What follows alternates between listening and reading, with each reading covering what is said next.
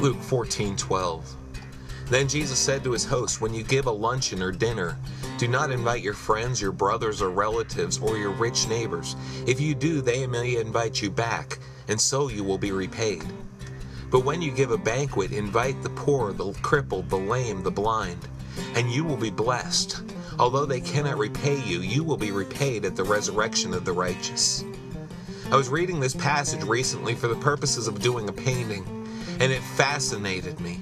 There's something beautifully selfless, the idea of doing things for those who can do nothing in return, and trusting God for the blessing. It's particularly fitting in light of what Christ has done for us. He has given us a gift we can never repay. The best we can do is devote our lives to serving others, and I believe that is the invitation Christ has given everyone who calls upon His name. This passage drew my mind to another passage, which was the one I ended up painting, Matthew 25:31. When the Son of Man comes in His glory and all the angels with Him, He will sit on His throne in heavenly glory.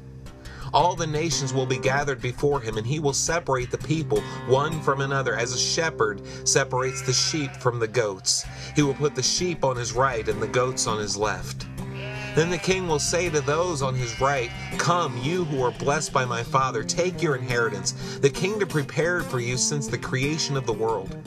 For I was hungry, and you gave me something to eat. I was thirsty, and you gave me something to drink. I was a stranger, and you invited me in. I needed clothes, and you clothed me. I was sick, and you looked after me. I was in prison, and you came to visit me.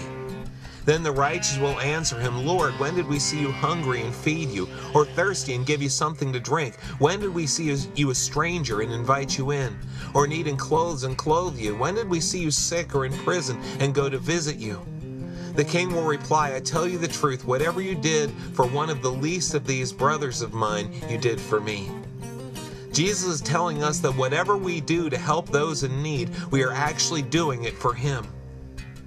It makes sense if you think about it. Hungry, thirsty, stranger, in need, sick, and in prison. We were all those things, at least metaphorically, when Christ came to our rescue. For us to be the sheep of our shepherd, we need to follow our shepherd's example. Interestingly, Jesus also speaks to those who refuse the invitation to serve. Verse 41 says, Then He will say to those on His left, Depart from me, you who are cursed, into the eternal fire, prepared for the devil and his angels. For I was hungry, and you gave me nothing to eat. I was thirsty, and you gave me nothing to drink. I was a stranger, and you did not invite me in. I needed clothes, and you did not clothe me. I was sick and in prison, and you did not look after me. They also will answer, Lord, when did we see you hungry or thirsty, or a stranger, or needing clothes, or sick, or in prison, and did not help you? He will reply, I tell you the truth, whatever you did not do for one of the least of these, you did not do for me.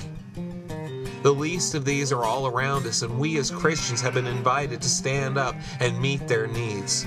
How will we respond to the invitation? Will we be the sheep or the goats?